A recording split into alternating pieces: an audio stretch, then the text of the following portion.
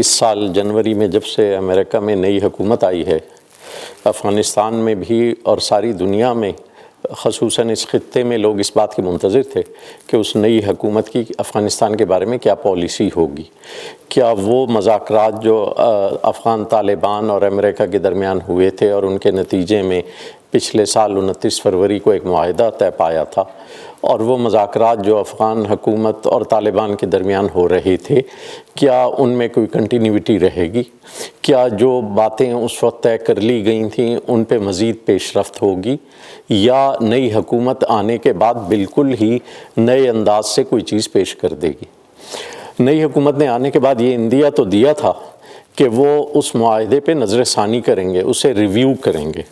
لیکن اس کے ساتھ ساتھ ہی کچھ اشارے ایسے بھی تھے جن سے اندازہ ہوا کہ اس سے بالکل ہی الگ ہو کے نہیں چلا جائے گا۔ چنانچہ ایک سب سے بڑا ثبوت تو یہ تھا کہ امریکی نمائندہ خصوصی زلمے خلیلزاد کو ہٹایا نہیں گیا، بلکہ وہ تسلسل جاری رہا۔ وہ اب بھی امریکہ کے نمائندے خصوصی ہیں، اگرچہ امریکہ میں حکومت کی پارٹی بدل چکی ہے۔ اس کے ساتھ ساتھ جو امریکن وزیر خارجہ، امریکن وزیر دفاع نے کانگریس کے سامنے اپنی کنفرمیشن ہیئرنگز میں جو بیانات دیے، ان سے بھی یہ اندازہ ہو رہا تھا۔ خصوصاً امریکن وزیر خارجہ نے یہ کہا تھا کہ ہم صرف اتنی صلاحیت وہاں برقرار رکھنا چاہتے ہیں کہ دہشت گردی پر قابو پایا جا سکے، جس کا مطلب یہ تھا کہ کچھ نہ کچھ ریزیڈول فورسز یا کچھ نہ کچھ امریکن بیسز شاید وہاں رہ جائیں۔ اس کے ساتھ ہی جو امریکن وزیر دفاع ہیں، انہوں نے جو بیان دیا اس میں کچھ دلچسپ باتیں ہمارے لیے بھی تھیں۔ مثلاً یہ تھا کہ جو خطے کے ممالک ہیں ان کو بھی اعتماد میں لیا جائے گا، اور ایک بڑی اہم بات یہ تھی کہ جو سپوائلرز ہیں، وہ لوگ جو اس پورے پیس پروسیس کو خراب کرنا چاہتے ہیں، تباہ کرنا چاہتے ہیں، انہیں ڈسکریج کیا جائے گا۔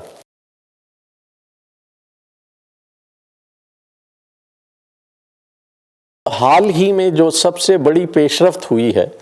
وہ کل کا خط ہے امریکن وزیر خارجہ کا افغان صدر اشرف غنی صاحب کے نام۔ اس خط میں بہت سی اہم باتیں کی گئی ہیں۔ مثلاً ایک تو یہ کہا گیا ہے کہ 90 دن کے لیے ریڈکشن ان وائلنس، یعنی تشدد میں کمی کی جائے، جس کا مطلب یہ ہے کہ پورا سیز فائر تو نہیں، لیکن کم از کم جو بڑے بڑے حملے ایک دوسرے پر ہو رہے ہیں ان میں کمی لائی جائے۔ دوسرا یہ کہا گیا ہے کہ ایک ٹرانزیشنل گورنمنٹ، ایک انٹرم گورنمنٹ قسم کی چیز بنا دی جائے جس میں دونوں پارٹیاں شریک ہوں۔ یہ بہت اہم بات ہے، جس کا مطلب ایک تو یہ ہے کہ موجودہ حکومت ختم ہو جائے، یعنی اشرف غنی صاحب کی حکومت جو اگرچہ الیکشن کے حساب سے تو 5 سال کے لیے آئی تھی، لیکن وہ اب ختم ہو جائے اور اس کی جگہ ایک ٹرانزیشنل گورنمنٹ بنا دی جائے جس میں دونوں پارٹیاں یعنی طالبان کے نمائندے بھی شریک ہوں، وہ بھی پاور شیئرنگ کریں، موجودہ حکومت بھی ہو، اور شاید جو اس کے علاوہ باقی سٹیک ہولڈرز یعنی موجودہ حکومت کی اپوزیشن میں جو لوگ طالبان کے علاوہ شامل ہیں، شاید وہ بھی شامل کیے جا سکیں۔ پھر ایک اہم بات اور بھی تھی، وہ یہ کہ یو این کو فار دا فرسٹ ٹائم اس میں انوالو کرنے کی کوشش کی گئی ہے، اور یہ کہا گیا کہ یو این ایک افغانستان پہ ایک کانفرنس کرے، اور وہ کانفرنس میں 6 ملک شریک ہوں افغانستان کے علاوہ، جس میں سے 3 تو بڑے ملک ہیں، یعنی خود یونائٹڈ اسٹیٹس، رشیا اور چائنا، اور اس کے علاوہ 3 خطے کے ممالک ہیں، یعنی پاکستان، ایران اور انڈیا۔ اس میں ہمارے نقطہ نظر سے ایک اہم چیز یہ بھی ہے کہ بڑے عرصے بعد انڈیا کا نام پہلی دفعہ لیا گیا ہے پیس پروسیس میں شمولیت کے نقطہ نظر سے،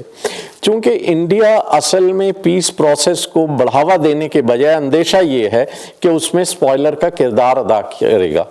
اور ہم یہ سمجھ رہے تھے کہ جب امریکن وزیر دفاع نے شروع میں یہ کہا تھا کہ وہ سپوائلرز کو ڈسکریج کریں گے، تو ان سپوائلرز میں یقیناً انڈیا بھی آتا ہے۔ وہ صرف افغانستان کے اندرونی عناصر ہی نہیں بلکہ افغانستان کے باہر بھی اگر کوئی سپوائلر ہے تو اس کی بھی حوصلہ شکنی کی جانی چاہیے، لیکن انڈیا کو اس میں شامل کر لینے سے ایسا لگتا ہے کہ امریکہ انڈیا کو اس خطے میں چونکہ اپنے حلیف کی طور پر دیکھ رہا ہے، اور خاص طور پہ جبکہ مقابلہ چائنا سے ہے، تو اس لیے اس کا خیال ہمیشہ سے یہ ہے کہ انڈیا اس کا اس علاقے میں سب سے بڑا حلیف ہو سکتا ہے، اور افغانستان سے جانے کی صورت میں وہ چاہتا ہے کہ انڈیا کا کچھ نہ کچھ اثر رسوخ افغانستان میں اور اس خطے میں برقرار رہے۔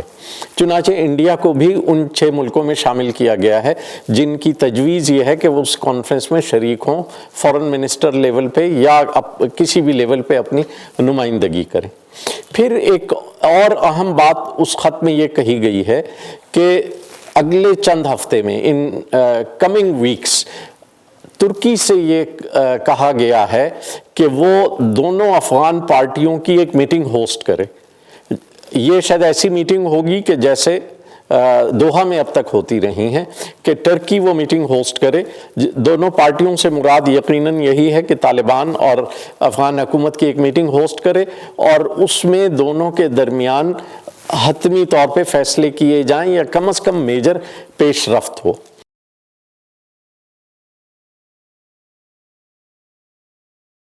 اس کے ساتھ ساتھ اس خط میں اشرف غنی صاحب کو ایک تھوڑا سا آپ یہ کہہ لیجئے کہ دھمکی بھی دی گئی ہے ایک ہلکے پھلکے انداز میں۔ انہیں یہ بتایا گیا ہے کہ امریکہ دوسری آپشنز کے علاوہ یہ بھی کنسیڈر کر رہا ہے کہ وہ شیڈیول کے مطابق 1 مئی تک اپنی تمام فوجیں افغانستان سے نکال لے، اور اگر ایسا ہو گیا تو طالبان کے ٹیریٹوریل گینز مزید بڑھ جائیں گے، بہت زیادہ ہو جائیں گے، جس کا مطلب یہ ہے کہ امریکن فورسز اگر نکل گئیں تو طالبان اتنے طاقتور ہیں کہ وہ افغان حکومت سے بہت سے علاقے چھین لیں گے۔ چنانچہ یہ ان پہ ان اے وے ایک پریشر لایا گیا ہے کہ وہ جو طالبان سے ان کی بات چیت جو بڑے عرصے سے لٹکی ہوئی ہے، جو بہت سلولی موو کر رہی ہے، اس میں تیزی لائیں اور یہ کوشش کریں کہ جلد از جلد اس معاملے کو حل کیا جائے۔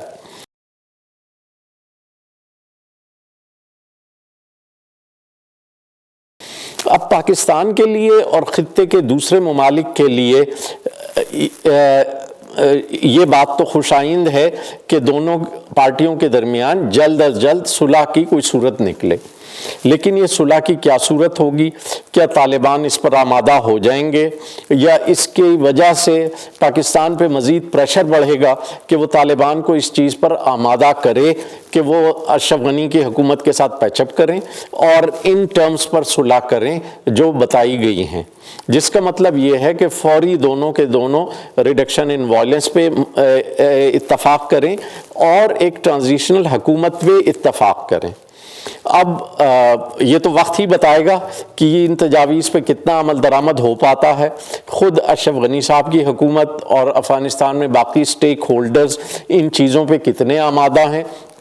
اور جو دوسری پارٹی ہے یعنی طالبان وہ اس کی طرف راغب ہوتے ہیں یا نہیں،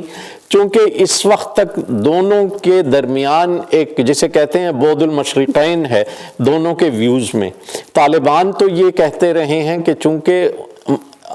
امارات کی حکومت جو تھی وہ اسلامی امارت کے نام سے وہ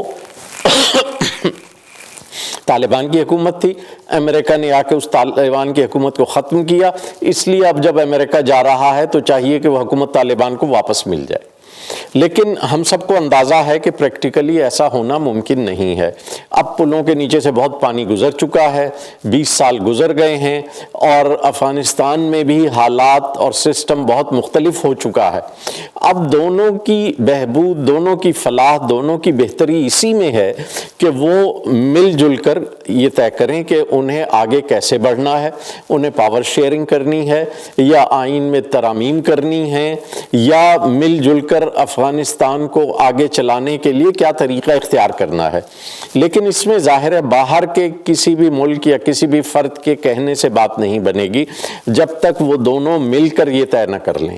ہاں البتہ یہ ہو سکتا ہے کہ امریکہ خاص طور پر جس کی فوجیں وہاں رہی ہیں اور جس کا اشرف غنی کی حکومت پہ بہت اثر و رسوخ ہے، ان کے دباؤ کی وجہ سے اب افغان حکومت کچھ مزید آگے بڑھنے پر تیار ہو جائے۔ لیکن کیا ہوگا یہ ہم سب کو ابھی دیکھنا ہے، ابھی انتظار کرنا ہے۔ لیٹس ویٹ اینڈ سی۔ شکریہ۔